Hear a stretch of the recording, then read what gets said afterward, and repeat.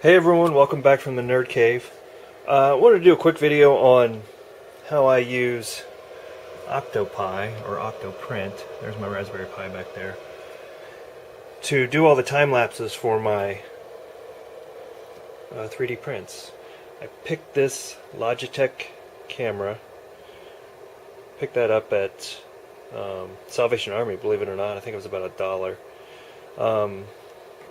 To do, I don't know, it was just a deal, right? How could I pass up? So I use that to make all the time lapse of all my prints. I originally bought this guy, and that one was $5. But it started flaking out on me, giving these weird colors. Sometimes it works, sometimes it wouldn't. So if you know what's wrong with that, let me know. But yeah, I got this at Salvation Army also. So my point is, go to your thrift store and look for these old webcams. People are getting rid of them, and they work perfect for your 3D prints.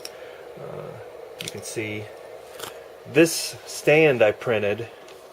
I don't think I have a time lapse of that printing. That was before I was time lapsing, and it fits this camera perfectly because that was my original one. So I'm going to have to print another stand. This one just doesn't fit. So I need to print another stand for this this webcam. But for now, I just set it on there, and it works good as long as nobody bumps it.